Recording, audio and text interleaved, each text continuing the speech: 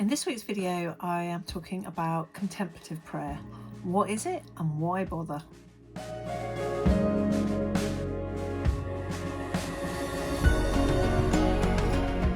So for a couple of years now, I have been part of and some weeks leading a contemplative prayer group at the local church. It's a C of E church, but I'm really blessed because the canon, she's now retired, but she still does stuff at the church. She is a fluent Cornish speaker, and she's obviously, she's worked as a minister for the Church of England, but she has an awful lot of knowledge about Celtic history, and especially in Celtic Christianity, and she's just a bit different. She's a beautiful lady, and interesting. I've learned a lot, and it was her mission, her passion for a long time to set up potentially an order, contemplative prayer order. So like monks and nuns, but not cloistered, or not in a house community, out in the wild, as it were.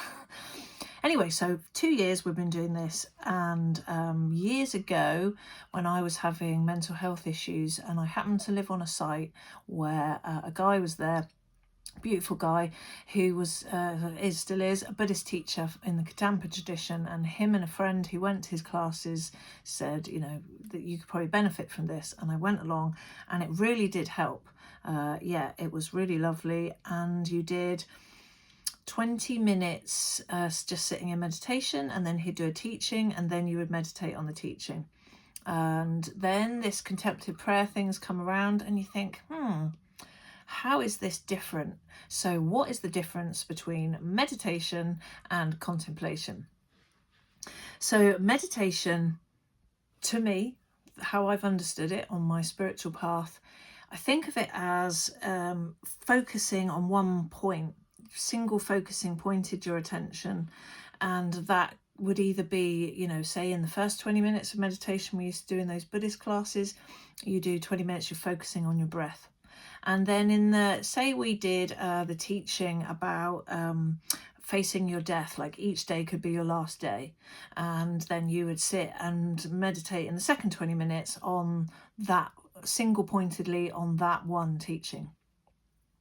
And I kind of think of meditation, people are like, oh, but it's all about clearing the mind and not thinking at all. Any kind of meditation is not about thinking at all. You would really struggle. I think you'd be asleep and not in a dream state if you weren't thinking. I think so. People get really frustrated. I can't clear my brain. Again, meditation, it's a practice. It's bringing yourself back to the breath. It's bringing yourself back to that point of focus. That's the practice, not the practice of absolutely trying to wipe your mind completely clear. The practice is keep returning. And of course, like with anything, when you practice, you get better at it and you get quicker into the zone and all that sort of thing. Contemplation is, in this sense, in the Christian spiritual mystic sense, is, to me, as I understand it and practice it, rightly or wrongly, no, I'm on the right track, I'm sure. It's about just stepping into an intended time that you have set aside to basically just sit with God. And God has different meanings and connotations to different people. I'm talking about a group, obviously, in the Church of England church, but I'm an interfaith minister and interspiritual minister, and that means that I look across all the broads and learn about all the faith paths and see the correlations and the interesting, the similarities, and it's lovely, actually a very interwoven thing for something that's cast in the world as being this, there's this team and then there's this team. I think there's more fraction potentially in the amongst the Christian churches in America as to, this is my church and you're right. Anyway, let's not get into all of that. So it's when you've done all the brain bending with your pondering and your wondering and all of that through the day, and you're just setting aside this time to put God in the driving seat. Ego is going to chip in maybe, or you haven't done this, or what about this, oh, I don't like it, it's a bit quiet. and you know, it can be helpful literally to just address your own ego and say, thank you, I know you keep us safe, and I know that you, like, you know, do all the work in the background to keep things all in ship shape and you know, keeping us secure, but this is not your time. You can just go and park yourself over there, because I'm just putting God in the hot seat right now. And yeah, in the physiological sense, this is a time when, so there was a lot of talk in the Bible about on the right side, everything being on the right side. This is for good reason. I learned from the wonderful Bill Donahue that God, he did amazing things doing research and then bringing all these notes out to the people that he used to do these presentations to. Hopefully he still does. He's such a great bloke.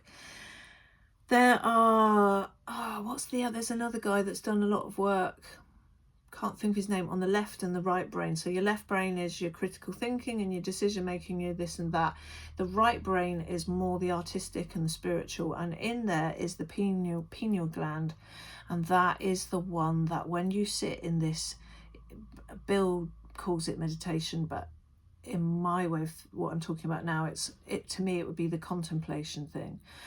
And it is doing something with your physiology up and down your spine, whether you say you want to have chakras or not. There is a fluid, colostrum, and there's a special thing. It's the milk and honey, and it's the thing that happens when when the sun is going through. How would the moon? When the sun is going through your star sign each month, especially when it hits the constellation that is your birth sign. On a full moon, yeah, the old juices are going up and down. But this is a whole nother thing I'm getting into. But basically, going to the right side is putting yourself in this state where you are just sitting and being. And yet, again, thoughts are still racing through your mind, but you can invite God in at the beginning, or you can just really intentionally, you know, you've carved out this time and this is what you're sitting to do. And especially if you think of God in the sense of being this source, this higher source of spirit, this, you know, spirit being the thing that animates us and the thing that leaves us when we die. If there's a big old pool of that up somewhere and we're calling that God, or if there's the pool of our consciousness and God is a part of that, or God is above that, whatever the geography of it, I've done a video on where is God, what's God's address. But anyway, this is time when you're just sitting, and if you're going to connect to that, and the thing that you've been meditating about, churning your brain around, if God is going to speak to you and give you some sort of message or something, then that is the time when you're putting. It's not necessarily always going to be that time. I have things coming in, or not saying it's necessarily from God, but there are certainly, you know, things like when you're creating something, that's not just you doing that. God is creation. There's, yeah, a spiritual connection there, certainly for me and the way that I work when I'm being creative, which is a lot of the time. The thing is that, of course, there's so many spiritual practices and information and things out there these days, and everybody wants to be so good at things, and they want to get to the top, and they want to get the highest accolade, or they want to be really good at something. Yeah, there's nothing wrong with that, but that's not really how contemplative prayer is. If you want to be good at this, in a sense, a good start is just the sitting and the being and letting those thoughts pass through. There's not really being any good at it. And the thing about it is that if we're saying it in the sense of God speaking to us or having connection with God, then you want that to happen. You want to feel like, you know, I can imagine there's a lot of people. Ages ago, I saw some videos where people was getting very frustrated, and it was, you know, crumbling on their faith, or making their faith crack a little bit because they just hadn't heard from God. This is the thing I think about surrender, is that you're not doing it for an outcome. You're not going into that contemplative prayer time with expectation. you haven't failed if you haven't heard some sort of booming voice in your head that you think, well, that was saying something really profound and loving and encouraging and whatever, and so, great answer to the thing that you've been thinking about. Yeah, that doesn't mean you failed. I just don't think that's what it's all about. And I think I use the word surrender, and I think that's because, you just, for one, you can just take some time out of busy life, just switch off to all of that. You've allowed yourself, you have welcomed in this time for you to just sit and to just be, with the intention that you're inviting God in. But in actual fact, that's in the sense of no expectation. You're just sitting alongside. I mean, it's not like, well, maybe it is like he's sitting next to you, all around you, whatever. We always think in places, don't we? It's got to be here and it's there and it's up there and it's under there. And it's certainly a practice to do daily. Opening yourself up to whether you want to think of it as God as in our Lord, as in Jesus Christ, or God the Father, or you want to think of this as just connection with Source, with higher consciousness, with Spirit. That's each to their own. There's no point in doing it if it doesn't connect with your sense of things, your sense of the world, and how far you are on your spiritual path or not. You don't have to be. You just have to be a human being with a beating heart and a loving soul. It's a subtle level thing. Opening yourself up to that time in God of whatever your thinking is, without expectation, but just allowing yourself to be and to see what happens. Just anyway, I think it does a thing. Maybe in the real term, I never felt awful after going to one of those meditation classes. It boosted my and whether that's just because I took a break, I just slowed my brain down, I stopped the chatter a bit, I focused just on my breath, so your breathing was better. I mean, even in health terms, and mental health terms, those are going to be beneficial practices to you, obviously. But the added component here is that you've done this, we've set an intention. You're wanting just to be with God. And that's not a religious thing. That's not a dogma thing. That's a thing of knowing the blessing that you have of being alive in this world, being a human being. And I know it seems chaotic, and I know it's all crazy, and there's a lot of people not having a good time. But what I have seen is that even in the worst situations, in war situations, in famine situations, in situations of poverty, there are still human interactions that are loving, and they have a laugh, and they try and find humour in life and light and just seek some hope somewhere.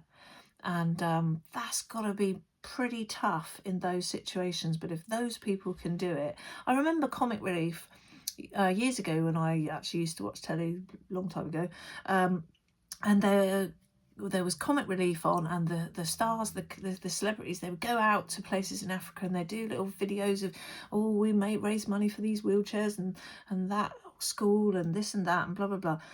And they would come back, and when they do the little interviews in between, when they're back in the back in the UK, and they would just be like, they're just always smiling. I just can't believe it. They live like that and they're always smiling. And there's in a lot of those places, they're far more connected. And also it's known that in times of war, people do look towards God, or there being something other, even though around them there's just extreme devastation and awful atrocities going on. Even then, when it looks like there absolutely wouldn't be a God, there is an upsurge in people looking for something there, which is an interesting correlation. I can't quote you any research done on that, but I know that I have read that and heard that in different places over time. So yeah, I would really recommend that you look into it a bit more. Richard Rohr, he's got lots to say on it. Oh, there's a brilliant book. Where is my brilliant book? I'm always thinking of books and then having to find them. Here it is. Into the Silent Land, The Practice of Contemplation by Martin Laird. Now, we are actually in our small group now looking at setting up a contemplative prayer community, open community. And this is a book that Canon Jane recommended. I haven't had a chance to, I've only just got this, I haven't had a chance to read it. But yeah, she highly recommends it. So I'm sure it will be a good read. Enough. Do with that what you will. Peace be with you.